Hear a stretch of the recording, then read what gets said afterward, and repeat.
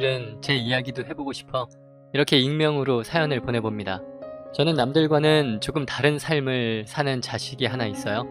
그 다름 때문에 혼자 힘들게 지낸 저의 아이, 항상 옆에서 좋은 엄마가 되고자 노력했지만 그런 고민을 편하게 이야기할 존재가 아니었다는 게 미안할 따름입니다. 처음엔 아이의 생각을 받아들이기 힘들었지만 지금은 누구보다도 응원하는 사람 중 하나입니다. 저는 24살에 6살 연상의 남편과 결혼을 했습니다.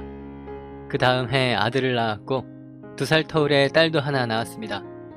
그렇게 저희는 2명이 4명이 되어서 단란한 가족을 이루고 살았답니다. 남편은 무뚝뚝한 사람이라서 저에게 애정 표현은커녕 아이들에게도 무뚝뚝했죠. 게다가 가부장적인 성향까지 있어서 남편은 돈만 벌어주면 되고 아내가 집안 살림이며 자식 교육을 도맡아 해야 한다고 생각하는 사람이었어요. 그러다 보니 아이들에 대해서 고민이 있을 때 남편에게 말하면 알아서 하라고만 하고 별다른 관심을 보이지 않았습니다. 특히나 아이들 사춘기 시기에 들어섰을 때가 참 힘들었습니다. 아들은 여전히 제 말을 잘 듣는 착한 아들이었지만 집에서 말수가 줄고 예민해지더라고요. 하지만 그 시기에 다른 집 아들들은 야동 보다가 걸리고 한다는데 우리 아들은 그렇지 않아서 내심 자랑스러운 기분이 들기도 했었답니다. 반면에 둘째 딸은 사춘기를 꽤 심하게 겪었어요. 공부는 안 하고 외모에만 신경 쓰고 부쩍 저한테 대드는 횟수가 늘어났었거든요. 아이들에게 한 소리 좀 해달라고 남편에게 말해보기도 했지만 남편은 집안에서 일어나는 일은 아내인 제가 다 해결해야 한다는 소리만 할 뿐이었습니다. 그러던 중 아들이 고등학생일 때 동네에 옆집 살던 고등학생 남자아이가 여자친구 임신을 시키는 일이 일어났었어요. 그 나이 또래 자식이 2명이나 있었기 때문에 남일 같지 않더라고요. 조바심에 아이들에게도 주의를 주었습니다. 그럴 때면 아들은 좋아하는 여자가 없다며 다 그냥 친하게 지내는 친구들이라고 했습니다. 제가 보기에도 아들은 학창시절 내내 친하게 지내는 여자 동창만 있고 이성 친구를 사귄 적이 없는 듯 했기에 조금은 안심은 되었어요. 반면에 딸은 종종 사귀는 남자친구가 있는 듯 했습니다. 게다가 그 친구 부모님이 맞벌이해서 그 집에 가서 놀기도 하고 같이 공부도 하는 모양이었죠. 딸 가진 부모 입장에서 걱정이 될 수밖에 없는 상황이었기 때문에 저는 딸이 고등학교를 졸업할 때까지 딸아이에게 좀 더 집중할 수밖에 없었어요. 아들은 스스로 잘하는 아이여서 더욱 그랬던 건지도 모르겠네요. 그렇게 별탈 없이 아들, 딸 모두 성인이 되었고 아들은 군대에 갔습니다. 그런데 아들 녀석이 군 생활을 유난히 힘들어했어요. 혹시 가혹행위 이런 건가 걱정했지만 아들은 그런 일은 없다고 하면서 그냥 단체 생활이 자신에게 잘 맞지 않는다고 했습니다. 그래도 영원히 끝나지 않을 것 같던 시간이 흘러 아들은 무사히 군 생활을 보낼 수 있었고 전역을 앞두고 말년 휴가를 나왔을 때 진지한 얼굴로 저에게 할 말이 있다고 하더군요. 저는 그런 아들의 얼굴을 빤히 바라봤습니다. 그런데 별안간 청천벽력 같은 소리를 하더군요. 엄마, 나 성전환을 하고 싶어. 그게 무슨 소리야? 성전환? 나 여자가 되고 싶어. 난 내가 여자였으면 좋겠어. 어릴 때부터 줄곧 그런 생각이 들었었는데 정확히 그게 어떤 건지 잘 몰랐거든. 그런데 군대에 가서 남자들이랑 생활해보니까 확실해졌어. 내가 여자의 몸이었으면 좋겠어. 난 화장도 하고 싶고 예쁜 치마도 입고 싶고 그래. 여자가 되고 싶다고? 너 정신이 어떻게 된 거니? 아니 그럼 너 게이라는 소리야? 난 게이랑은 달라. 난 내가 여자라고 생각해. 그러니까 내가 남자를 좋아한다면 이성을 좋아하는 거랑 같은 거야. 동성애자가 아니고. 저는 아들의 말을 이해할 수가 없었습니다. 게이는 아니라고 하지만 여성이 되고 싶다는 아들. 저는 아들에게 그게 대체 무슨 미친 소리냐고 소리를 질렀습니다. 제 평생 그렇게 자식에게 화를 내고 퍼부은 건 처음이었어요. 아들은 제 반응을 예상이라도 한 듯 가만히 듣고만 있더군요. 하지만 제 황당하고 어이없는 감정을 걷잡을 수는 없었죠. 아들에 대한 배신감까지 들었습니다. 사실 정환이는 지금까지 얌전하게 사고 한 번 안 치고 자란 아들이었습니다. 또래 남자애들에 비해 얌전하다고 생각했고 딸보다 오히려 더 딸같이 날 생각해주던 아들이었어요. 세상에 이런 효자가 없었죠. 그런 아들이었기에 그런 상황이 받아들여지지 않았던 것 같아요. 길길이 날뛰는 저를 보며 한참 동안 눈물을 흘리던 아들은 자신의 정체성을 알게 된 건 중학교 때라고 했습니다. 처음엔 그냥 자신도 잠시 지나가는 느낌일 것이라고 생각했대요. 그런데 시간이 지날수록 자신이 여성이라는 것을 알게 된 것입니다. 아들은 지금까지 너무 힘들게 살았다며 이제 마음 편하게 살고 싶다고 했습니다. 이제 이 몸으로 더는 못 살 것 같다며 제발 도와달라고 제 앞에서 울면서 빌었어요. 저는 그런 아들에게 그 누구에게도 이런 말을 하지 말라고 소리를 지르고 방으로 들어왔습니다. 그날 이후 아들은 다시 군대로 돌아갔고 저는 저 나름 젠더에 대해서 찾아보기는 했지만 대부분 그냥 미친 사람 취급하는 글들 뿐이었어요. 혹시나 하는 마음에 친정 언니에게 애둘러 물어보기도 했는데 그거 그냥 미친 거라며 정신병원에 입원시켜야 한다는 반응이더라고요. 아마도 대부분의 사람은 모두 이런 반응일 것 같았습니다. 그렇게 아무에게도 말도 못하고 끙끙 앓다가 아들을 정신병원에 보내야겠다는 생각이 들은 전 남편에게 모든 사실을 털어놓았습니다. 남편 역시 펄펄 뛰면서 아들의 다리 몽둥이를 분지르겠다고 난리를 피웠습니다. 아무래도 저보다도 훨씬 고지식한 사람이 받아들이기 힘든 상황이었겠죠. 제가 고민하던 사이 아들은 전역을 한 뒤 집에 있었는데 남편은 제 말을 듣자마자 아들 방으로 들어가 정신 차리라며 뺨을 때렸고 아들은 반항 한번 하지 않고 울기만 했습니다. 제가 옆에서 말리려고 했지만 역부족이었어요. 남편은 당장 저놈 병원에 쳐넣으라고 길길이 날뛰면서 욕을 퍼부었습니다. 저는 아들을 붙잡고 어서 아버지한테 잘못했다고 빌라고 했고 아들은 아무 말 없이 잘못했다고 무릎을 꿇고 빌었습니다. 그날 우리 집은 초토화가 되었죠. 그리고 남편에게 사실을 털어놓은 저는 아들을 데리고 병원에 다니기 시작했습니다. 아들은 치료를 받았지만 여전히 힘들어 보였어요. 당연히 집안 분위기도 엉망이 되었고요. 남편은 아들과 말도 섞지 않았고 저 역시 다른 말을 하지는 않았지만 딸아이는 젊은 아이라 그런지 오빠가 가진 생각에 대해 덤덤하게 받아들이더군요. 트랜스젠더가 잘못된 사람들은 아니잖아. 잘못이라고 할 거면 처음부터 잘못 낳은 엄마, 그 씨를 준 아빠가 잘못한 거 아니야? 그거 대부분 유전적인 영향이 크다던데. 가끔 저와 남편에게 이런 말들을 하면서 제 오빠의 역성을 들기는 했지만 전 괜히 남편의 심기를 건드리고 싶지 않아서 딸의 입을 막았습니다. 남편은 평소에는 아들과 말도 섞지 않았지만 때때로 술을 마시고 와 소리를 지르곤 했습니다. 아들로 잘 낳아줬구만. 뭐가 문제라서 계집애로 살겠다는 거야? 뭐가 불만이야? 그럴 때면 아들은 쥐죽은 듯 미동도 하지 않았죠. 그러고 나면 딸아이가 제 오빠를 위로하는 것 같아 보였어요. 다행이면서도 다행이 아닌 상황이 계속 반복되었습니다. 이렇게 살얼음판 위에서 사는 것 같은 삶을 살던 어느 날 아들은 평소와 다름없이 병원에 다녀온 뒤 방으로 들어갔습니다. 그런데 그 뒤로는 밥도 안 먹고 며칠 내내 잠만 자더라고요. 아들의 증상이 이상하게 느껴진 저는 병원에 전화를 걸어 약이 강해졌는지를 물어보았어요. 그런데 전화기 너머로 의사가 아들의 우울 정도가 너무 심해져서 약을 더 강하게 줬다는 말과 함께 조심스레 아들의 성전환 수술을 권했어요. 아들 녀석 정신 상태를 좀 고쳐달라고 보낸 병원이었는데 도리어 아들 편을 드는 의사 선생님을 보고 갑자기 화가 났습니다. 무슨 소리를 하시는 거예요? 제 아들 제대로 고칠 능력이 없으면 그렇다고 말씀을 해주세요. 다른 병원으로 옮길 테니까요. 정신이 이상한 애 말을 듣고 성전환 수술을 권하다니요. 어머니, 정환군은 정신병이 아니에요. 물론 대부분의 사람이 자신이 가지고 태어난 성별을 그대로 받아들이고 살아갑니다. 하지만 그렇지 않은 사람도 있어요. 이건 정신적인 병이라고 볼 수 없습니다. 어머니 잘못도 아니지만 정환군이 문제가 있는 것도 아닙니다. 정환군은 스스로 여자라고 생각하지만 몸이 남자여서 이 육체적인 괴리감 때문에 지금 심각한 자기 혐오에 빠져 있습니다. 정신에 문제가 있는 게 아니라고요? 제 아들이 정신병이 아니면 고칠 수 없다는 말씀이세요? 네, 병이 아니기 때문에 약물이나 상담 같은 걸로 고칠 수 없어요.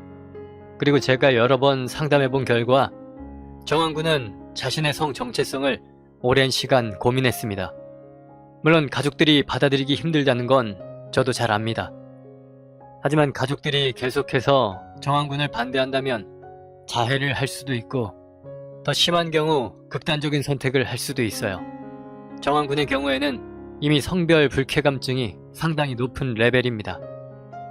죽지 않고 살기 위해 성별 불쾌감증을 치료해야 하는데 정환군의 경우에는 성전환을 하는 것이 치료 방법이 될 수 있다는 거예요. 사람들이 흔히 하는 오해로 성전환 수술하는 사람들을 그냥 미친 사람 정도로만 취급하는데 절대 그렇지 않습니다. 실제로 성전환 수술은 상당히 위험한 수술입니다. 그런데도 그것을 하는 이유는 죽지 않고 살기 위해서 하는 거죠. 이후에도 주변의 차가운 시선과 차별도 견뎌야 하겠지만 그런데도 이 세상을 저버리지 않고 살 수 있는 마지막 방법이 그 방법 말고는 없기 때문입니다. 의사의 말에 상당히 큰 충격을 받은 저는 아무런 대답도 하지 못하고 조용히 전화를 끊었어요. 그리고 몇 시간을 멍하니 앉아 있었습니다. 그런데 의사 선생님이 사랑하는 내 아이가 살려면 성전환을 꼭 해야 한다고 하는 말이 자꾸만 귓가에 맴돌더군요. 저는 아들이 자는 방으로 들어갔습니다. 잠들어 있는 아들을 보다가 혹시라도 이렇게 내 곁을 떠나는 건 아닌가 하는 생각에 갑자기 겁이 난 저는 아들을 흔들어 깨웠어요. 다행히 아들은 부스스한 정신으로 눈을 떴습니다. 엄마, 왜 그래요? 무슨 일 있어요? 아들과 눈을 마주치고 아들의 목소리를 들으니 그제야 안심이 되더군요. 저를 빤히 쳐다보고 있는 아들 녀석을 보니 저도 모르게 눈물이 주르륵 흘렀습니다. 저는 아들을 안고 한참을 울었어요. 아들은 그런 저에게 아무 말도 하지 않고 가만히 안아주었습니다. 정환아, 네가 널 여자로 생각한다는 거 엄마가 받아들일게. 그런데 그냥 남자인 상태로 살면 안 되겠니? 남자를 만나도 좋아. 굳이 성전환 수술까지 해야겠어? 엄마, 나는 게이가 아니야. 게이들은 자기가 남자인 것은 상관이 없어. 그냥 자기를 설레게 하는 대상이 남자인 것뿐이지. 하지만 나는 내 정체성은 여성이지만 몸이 남자로 태어난 거야. 나는 남자의 몸으로 살 수 없어. 아들의 말을 모두 이해할 수는 없더군요. 그래도 한 번 더 질문을 했습니다. 언제부터 여자가 되고 싶었니? 언제부터 네가 남자인 게 싫었던 거야? 제 질문에 덤덤하게 앉아있던 아들은 갑자기 눈물을 흘리더군요. 아들이 여자가 되고 싶다고 말한 지 꽤 되었지만 진지하게 아들의 마음에 대해서 물어본 건 처음이었죠. 저는 그날 그동안 아들이 살아온 세상에 대한 이야기를 자세히 들을 수 있었습니다. 아들은 사춘기 때 몸이 커지고 수염이 나기 시작하면서 자신의 몸이 너무나 징그러워 집에서 샤워할 때도 전구를 빼놓고 했다고 했습니다. 그냥 거울을 보는 게 가장 싫었다고 하더군요. 짧은 머리에 수염이 난 얼굴이 자신이라는 게 너무나도 싫었대요. 자기도 다른 여자애들처럼 머리도 기르고 싶고 화장도 하고 싶었는데 할 수가 없었다고 했습니다. 하지만 자신도 남자인 자신이 그런 생각을 하는 것 자체가 이상하다고 느꼈었기 때문에 그 누구에게도 말하지 못하고 그냥 일상을 살아가려고 노력했다고 했습니다. 그런데 어릴 때는 자신을 부정하며 참을 수 있었던 것들이 점점 크고 성인이 되면서 더 이상 참을 수 없을 정도로 힘들어졌고 특히 군 생활을 하는 기간이 너무나도 힘들었다고 했어요. 남자들과 어울려 지내면서 그들과 다르다는 생각만 했다고 합니다. 그러다 보니 군복무하는 내내 죽을 생각만 했다네요. 죽는다니? 그게 무슨 소리야? 왜 그런 극단적인 생각을 하니? 그런 생각하면 안 된다. 너 없으면 엄마 어떻게 살라고? 죽는다는 말을 그렇게 쉽게 하는 거야? 죽는다는 말이 아니야. 그 정도로 힘들었다는 말이지. 나 엄마 두고 어디 안 가. 군대에서 정말 힘들었지만 이렇게 가면 엄마, 아빠, 동생 다들 너무 상처받고 고통 속에 살 것이라는 생각이 들어서 나쁜 마음 안 먹고 마음을 다잡고 다잡으면서 버텼어.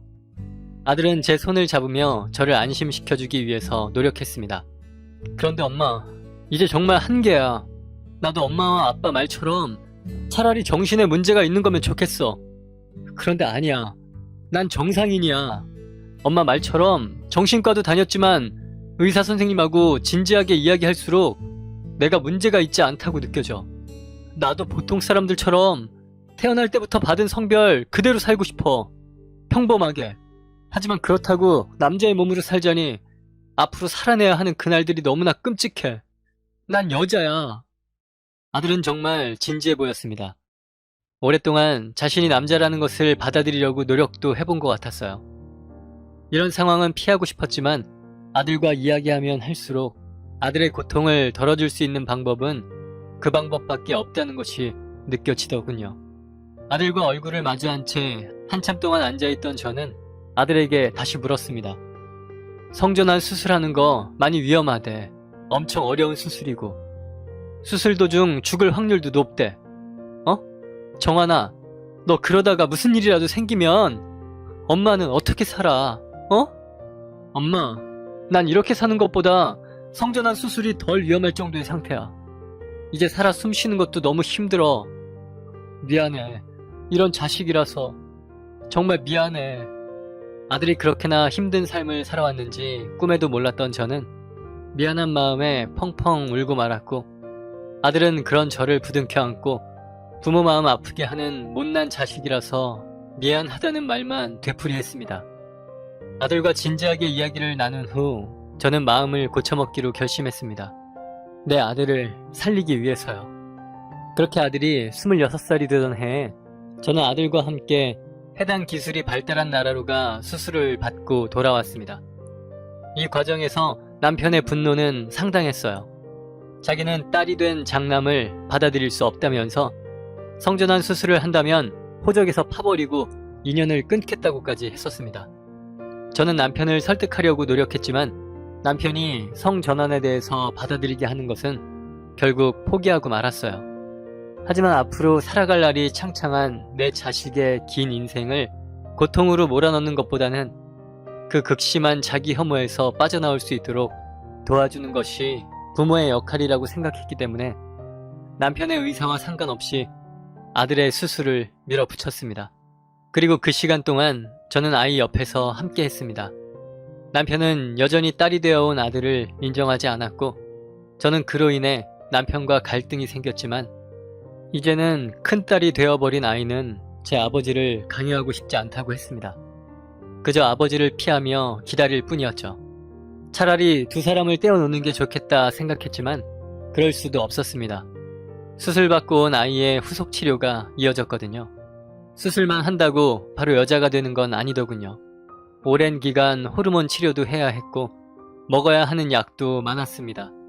그리고 나라에 성별 변경에 대한 신고도 준비해야 했어요. 많은 자료를 준비해야 했고 법원에서 허락을 받아야 진짜 여자가 될 수 있었습니다. 하지만 그 길고 지루한 시간을 보내는 아이는 수술을 받은 이후 부쩍 밝아져 잘 버텨내더군요. 그렇게 여성이 되는 것을 허락받는데 꽤나 오랜 시간이 걸렸지만 결국 법적으로 진짜 딸이 된 정아는 아버지와의 갈등 문제로 독립을 했습니다. 이제 정환이에서 정아로 살아갈 인생이 녹록치 않을 것 같아 곁에 두고 싶었지만 어차피 본인이 감내해야 할 부분이고 끔찍했던 지난날보다 더 나은 삶이 될 것이라 믿는 아이를 보내줄 수밖에 없었습니다. 정아는 다른 사람들에게 자신이 트랜스젠더임을 숨기지도 밝히지도 않아요. 그냥 그 아이는 자신의 삶을 다른 사람들과 마찬가지로 자연스럽게 살더군요. 둘째와는 친하게 지내면서 장난도 치고 쇼핑도 하며 놀기도 했습니다. 그나마 둘째가 있어서 다행이었습니다. 부모가 먼저 죽어도 늘 곁에서 함께 있어주는 든든한 버팀목이 되어주겠죠. 하지만 남편은 몇 년이 흘러서 환갑이 다 될 때까지 정아와 연락하기는커녕 얼굴을 마주보고 식사 한 끼 하려고 하지 않았습니다. 그런 아버지 때문에 정아는 몇 년 동안 집에 오지 못했어요. 그런데 최근에 트랜스젠더인 사람이 이슈가 된 적이 있죠. 그 소식을 접한 저는 남일 같지 않아서 뉴스를 열심히 보고 있는데 옆에 있던 남편이 분통을 터뜨리더군요. 저 나쁜 놈들, 죽을 것 같아서 살 수 있는 방법을 찾는다는데 그게 왜 잘못된 거야? 다리 몽둥이를 분질러서도 시원치 않을 놈들. 순간 제가 잘못 들은 줄 알았어요. 정아를 인정하지 않던 남편이 정아와 같은 성향의 사람들을 안타까워하는 말을 한 게 정말 신기하기까지 했거든요.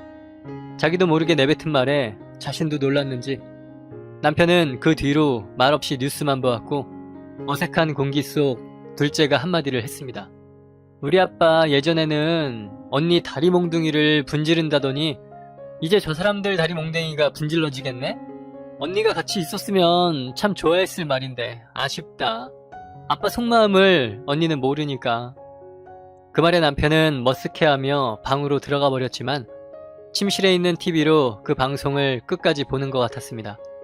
그 일이 있고 다음 해 새해 설날 저는 정아를 집으로 불렀습니다. 처음에는 아버지 때문에 불편해 오지 않겠다 하던 큰딸은 늘 그랬던 것처럼 엄마를 생각해 집에 와주었죠. 정말 오랜만에 내 식구가 둘러 앉아서 식사했어요. 어색하게 떡국을 먹던 중 작은 딸이 뜬금없이 말을 했습니다. 오빠 언니 립 색깔이 뭐야? 너무 마음에 드는데? 어디 거야? 나한테도 잘 어울릴 것 같아.